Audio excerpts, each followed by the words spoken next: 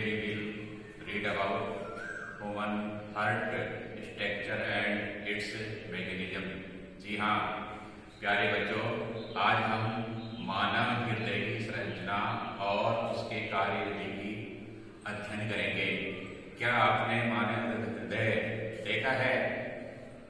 कुछ भैयाओं ने देखा होगा, पुस्तक में देखा होगा, टीवी में देखा होगा, आजकल नेट पर भी आप देख सकते हैं।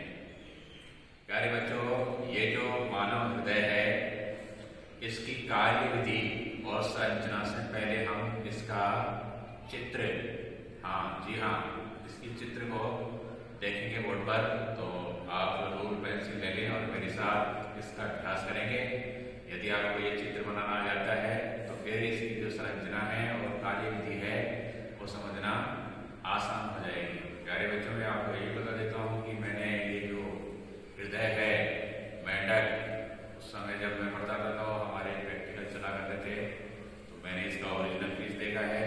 और इसके अलावा SMS मेडिकल कॉलेज में प्रदर्शनी लगती है पर ईयर, उसमें भी फीचर किया हुआ हृदय देखा है। तो आज हम उसकी संरचना से पहले चित्र का अभ्यास करेंगे, फिर उसकी संरचना और कार्यविधि को समझेंगे। तैयार है सर? ठीक है। सब आपको पान की पत्ती देखे होगा, पान की पत्ती बनाएंगे। देखिए बोर्ड पर, ये पान की पत्ती इस तरह से आधी पत्ती बना सकते हैं। ये पान की पत्ती आधी बना सकते हैं ना, बना सकते हैं। इसके बाद में आधी पत्ती और जोड़ देंगे इसके नीचे, आधी पत्ती और जोड़ दो इसके नीचे।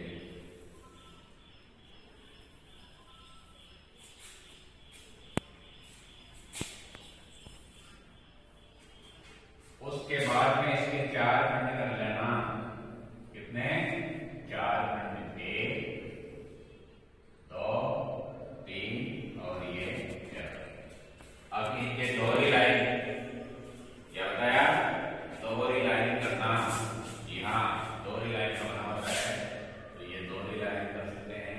एक है ये दोहरी लाइन से इधर भी कर सकते हैं, इधर भी कर सकते हैं।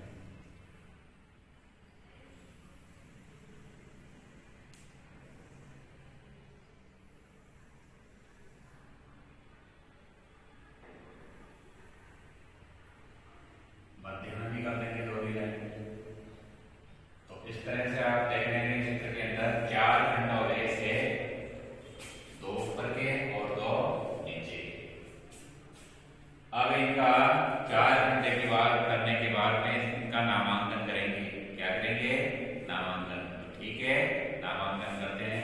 सबसे बाद की झिल्लियां नजर आ रही है, इसका नाम है एपिकार्डियम। क्या नाम है? एपिकार्डियम। यस, लिखेंगे एपिकार्डियम।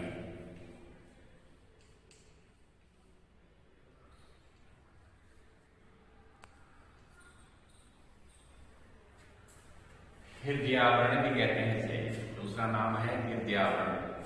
इसके बाद में जो अंदर की जो झिल्ली है उसका नाम है एंडो। क्या नाम?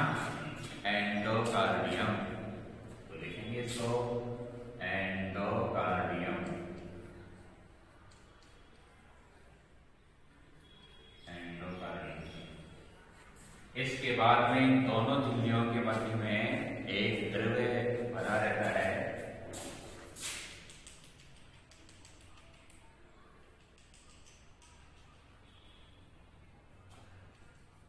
इसका नाम है हृदय आवरण द्रव्य। क्या नाम बताया? या एपिकार्डियम द्रव्य। एपिकार्डियम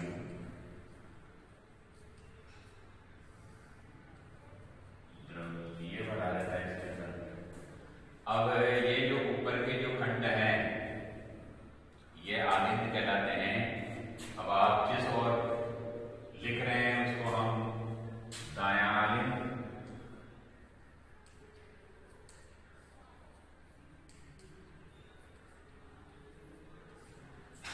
और इधर की ओर लेफ्ट की ओर बायां आलिंद।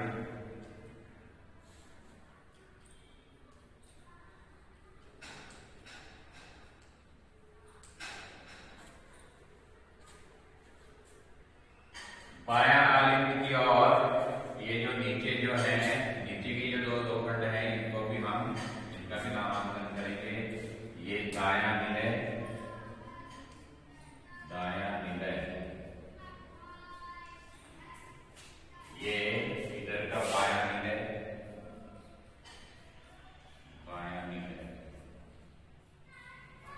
प्यारे बच्चों, जिधर आपने बायां निलय लिया है, आलिंद और निलय के बीच के अंदर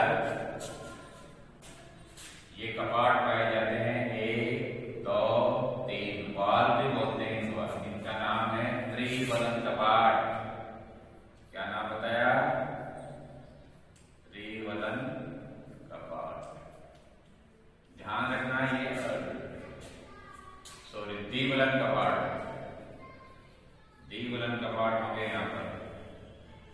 बाईं ओर द्विवलन और दाहिनी ओर त्रिवलन। क्या? त्रिवलन 1 2 3। ये इधर दो ही पाए जाएंगे, त्रिवलन कपाट।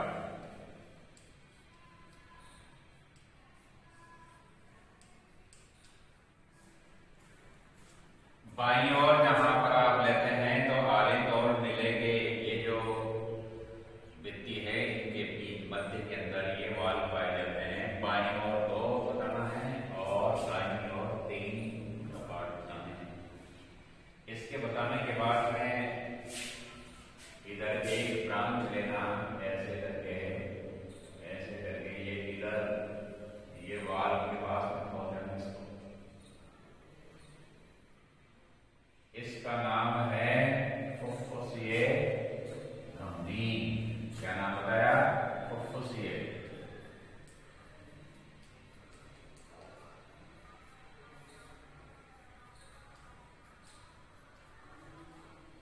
फुफ्फुसीय धमनी।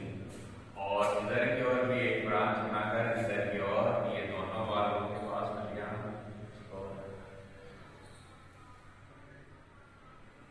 इसका नाम है महाधमनी। क्या नाम बताया? महाधमनी। जी हाँ, महाधमनी।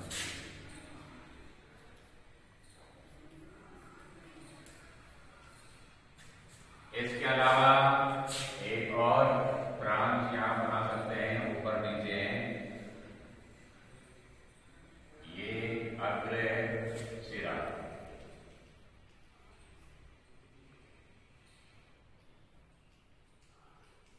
और ये पश्च सिरा।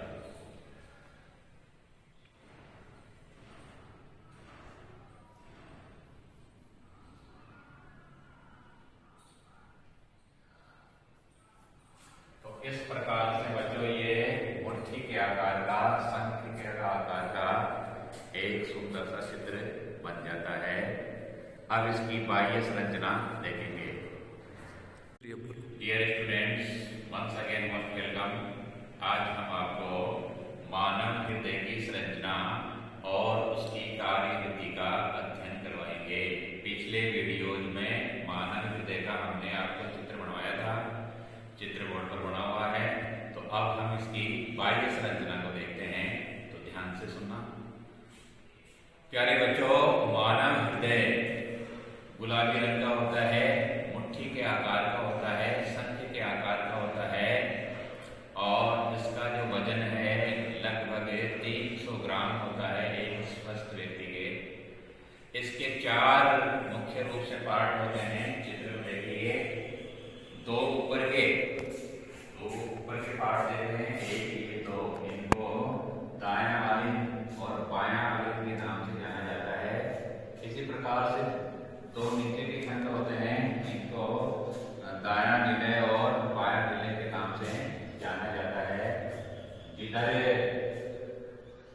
बायां आलिंग और निलय है, दोनों के मध्य द्विवलन कपाट पाए जाते हैं। ये वाल का काम करते हैं। इधर दाहिनी ओर आलिंग और निलय के बीच में देख रहे हैं चित्र में त्रिवलन कपाट पाए जाते हैं। तो ये थी इसकी मुख्य रूप से बाह्य संरचना। अब इसकी क्रियाविधि देखते हैं। तो प्यारे बच्चों, आप देखना इसकी क्रियाविधि, ध्यानपूर्वक देखना चित्र को और समझना। देखिए शरीर के अग्र व पश्चिम भाग से अशुद्ध रक्त, ध्यानपूर्वक देखना, शरीर के अग्र व पश्चिम भाग से जो अशुद्ध रक्त है, अशुद्ध रक्त सिराओं में बहता है। तो यहाँ चित्र में देखिए ये अग्र भाग की सिरा है, ये पश्चिम भाग की सिरा है। अशुद्ध रक्त को लेकर दायां आलिंद में आती हैं। कहाँ पर? दायां आलिंद में अशुद्ध रक्त आता है सिराओं के माध्यम से। जब दायां आलिंद ये रक्त से भर जाता है तो ये जो कपाट है, त्रिवलन कपाट हैं, ये खुल जाते हैं, जिससे रक्त आलिंद से नीले में आ जाता है। अब ध्यान रखना, ये नीले से आलिंद में नहीं जाएगा। जैसे ही ये इसमें रक्त आता है, ये भर जाता है, तो भरने पर इन पर दाब लगता है, जिससे ये बाल खुल जाते हैं, यानी इनमें से संकुचन होता है। और इसके बाद ये बाल खुलने के बाद में अशुद्ध रक्त दाएं नीले में आ जाते हैं। जब दायां नीले रक्त से भर जाता है तो देखिए आप फुफ्फुसीय धमनी, देखिए ये फुफ्फुसीय धमनी है, इससे अशुद्ध रक्त है वो शुद्धिकरण के लिए फेफड़ों में जाता है। अब यहाँ ध्यान देने योग्य बात है कि ये जो फुफ्फुसीय धमनी, सभी धमनियों में शुद्ध रक्त रहता है, लेकिन ये एक अपवाद है। ये फुफ्फुसीय धमनी में अशुद्ध रक्त रहता है। ये फुफ्फुसीय धमनी देखिए नीले से ही जो है ना, ये देखो अशुद्ध रक्त को कहाँ पर लेके जाती है? फेफड़ों के अंदर लेके जाती है, और फेफड़ों में इसका शुद्धिकरण होता है। क्या होता है? शुद्धिकरण। शुद्धिकरण होने के बाद में फुफ्फुसीय शिराओं के द्वारा, इसके द्वारा फुफ्फुसीय शिराओं के द्वारा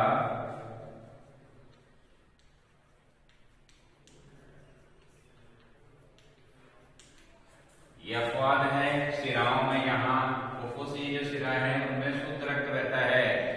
जो फुफ्फुसीय धमनी थी उसमें अशुद्ध रक्त शुद्धिकरण के लिए फेफड़ों में जाता है, और उसके बाद शुद्ध रक्त फेफड़ों से शुद्ध किया हुआ रक्त फुफ्फुसीय शिराओं के द्वारा बायां आलिंद में आता है। किसमें आता है? बायां आलिंद में आता है। जब बायां आलिंद शुद्ध रक्त से भर जाता है तब ये द्विवलन कपाट हैं, आलिंद और नीले के मध्य के अंदर ये जो कपाट हैं ये खुल जाते हैं। खुलने पर रक्त कहाँ पर आ रहा है? बायां नीले में आता है।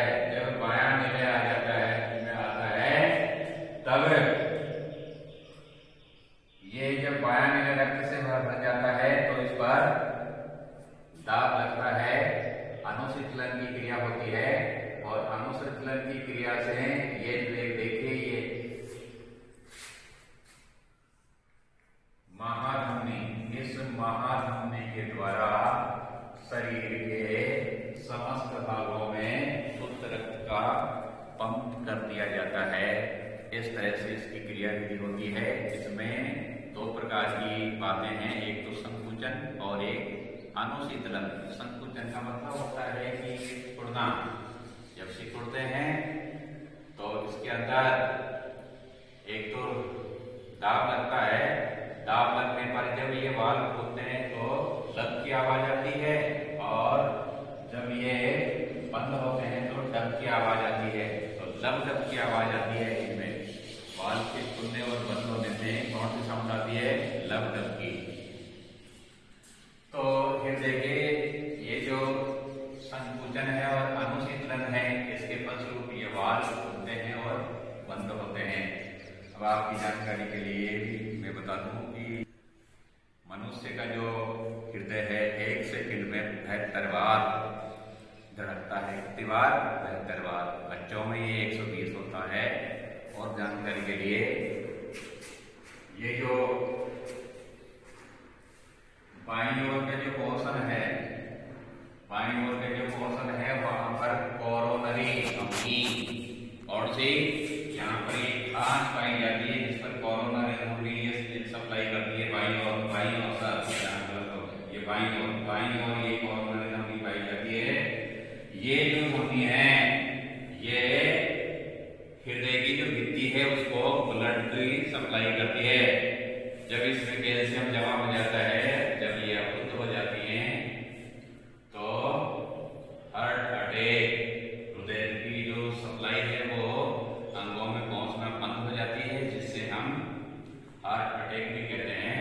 तो ये जो कोरोनरी धमनी है ये ब्लड की सप्लाई करती है, तो इससे रक्त का मिलना बंद हो जाता है, जिससे हमारे हार्ट अटैक आता है। तो प्यारे बच्चों, इससे संबंधित प्रश्न बनता है हृदय की संरचना और क्रियाविधि को समझाइए।